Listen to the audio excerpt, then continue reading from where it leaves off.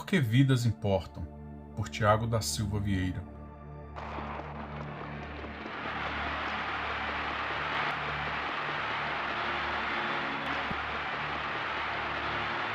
Muitos ativistas protestam em prol de grupos minoritários esquecidos pela sociedade. Segundo eles, esses grupos são marginalizados por uma maioria que é inimiga e opressora. Há boas motivações em muitos desses ativistas, porém, muitos são apenas homens, colocando-se como salvadores de outros homens. Uma das frases de efeito mais ouvida atualmente é: vidas negras importam. Basta você adicionar o nome de seu grupo no entre as palavras vidas e importam para se tornar um defensor de vulneráveis. Sendo assim, vidas pobres importam, vidas de mulheres importam, vidas de bandidos importam, vidas de índios importam, como as vidas dos animais importam, e assim infinitamente. É verdade que todas as vidas são importantes, porém, a pergunta que devemos fazer é por que todas as vidas são importantes? O que confere valor à pessoa humana?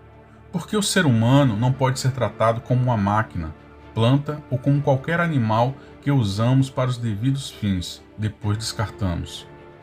Jacob Bronowski diz o seguinte em A Identidade do Homem, de 1965. O homem é parte da natureza, no mesmo sentido que uma pedra, um cacto ou um camelo. De acordo com esse pensamento, não há distinção entre os seres humanos e o restante da criação. Essa visão de mundo é chamada de materialismo ou naturalismo, pois afirma que tudo o que existe é matéria. Ou seja, nega a existência do sobrenatural, pois não existe um Criador que dá sentido e valor à existência humana. O humanismo secular, que é consequência do materialismo, tornou o homem a medida de todas as coisas. Ou seja, Deus não existe. O que existe é apenas produto do processo evolutivo. Segundo esta corrente, Deus e a criação são ideias ridículas daqueles que não usam a razão. Essas cosmovisões têm produzido a desumanização do ser humano. Se o ser humano é produto do processo evolutivo, então a vida humana não tem valor nenhum. Por que seria errado assassinar adultos, abortar, estuprar ou valorizar uma raça ou classe social acima da outra? Segundo a teoria da evolução darwinista, deveria sobreviver o mais forte. Essa é a ética evolucionista, e qualquer materialista deveria viver consistente com isso. Porém, vivem como lhes convém. Os mesmos que defendem o aborto no ventre da mãe também defendem que vidas negras importam. Os mesmos que vitimizam bandidos mortos por policiais não se importam quando policiais são mortos, vítimas de infratores da lei. Mas por qual padrão uma vida importa e outra não? Segundo Richard Eckart, professor de História na Universidade Estadual da Califórnia e autor do livro De Darwin a Hitler, Ética Evolucionária, Eugenia e Racismo na Alemanha e a Ética de Hitler, a busca nazista do progresso evolutivo, a ética evolucionária influenciou Adolf Hitler. Ela influenciou muitos elementos da ideologia nazista e política que incluem, primeiro, a desigualdade racial. Segundo ele, Hitler acreditava que diferentes raças haviam se formado através de processos evolutivos e ocupavam diferentes níveis evolutivos. A raça ariana, que era mais avançada, deveria eliminar as demais nessa luta existencial, especialmente os judeus. Em segundo, políticas eugênicas, que consiste em esterilização obrigatória, abortos e mortes de pessoas com deficiências para ajudar ao processo evolutivo, eliminando as deficiências. Em terceiro, manter a moralidade superior do seu grupo.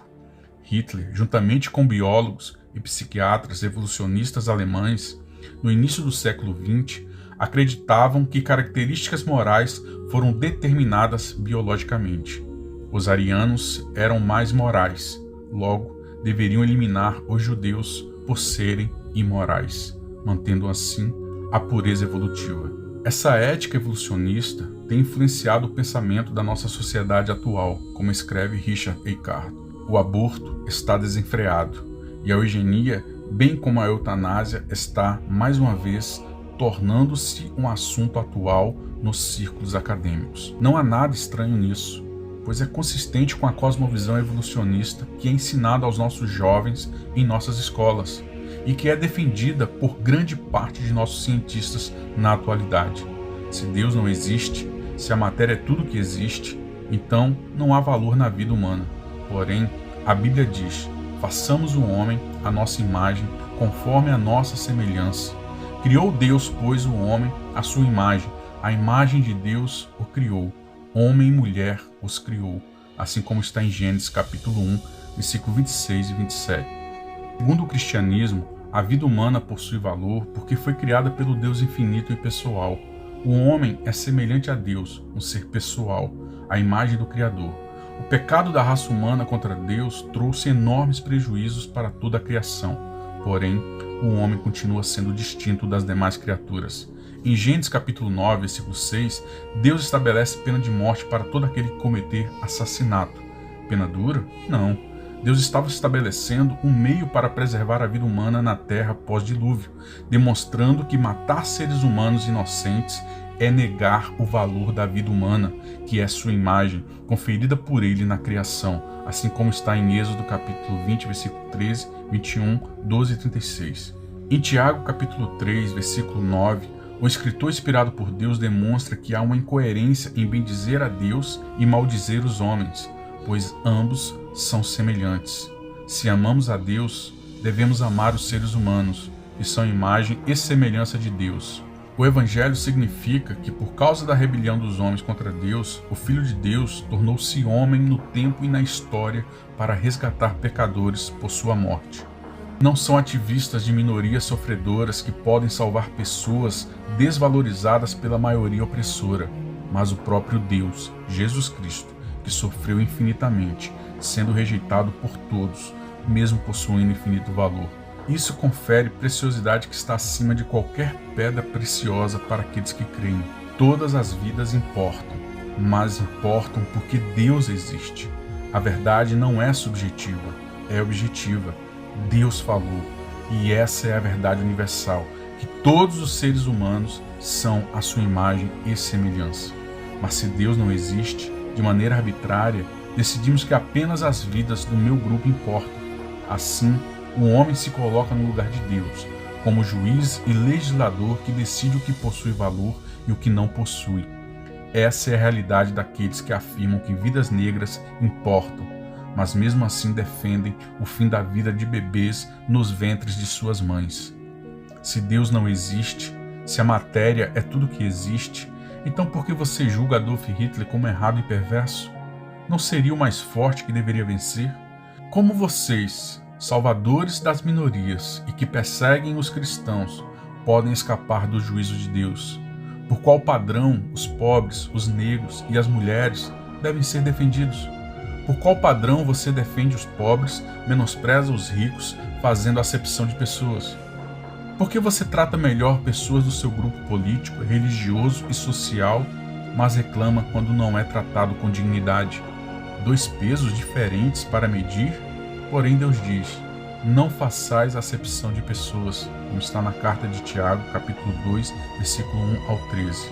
Francis Schaeffer escreveu em seu livro O que aconteceu com a raça humana? Abre aspas. O desconforto emocional com o aborto, o infanticídio, a eutanásia e o abuso do conhecimento genético não basta. Para se posicionar contra a desvalorização atual da vida humana, uma porcentagem significativa de pessoas de nossa sociedade precisa adotar e viver a cosmovisão que não só espera ou pretende fornecer a base da dignidade humana, mas que realmente o faça, a cosmovisão apresentada pela Bíblia. Fecha aspas. Já que todos somos a imagem e semelhança de Deus, devemos tratar todos igualmente com dignidade. Qualquer maneira de estabelecer valor à vida humana que não seja baseada em Deus é negar o valor de toda e qualquer vida humana. Pense nisso.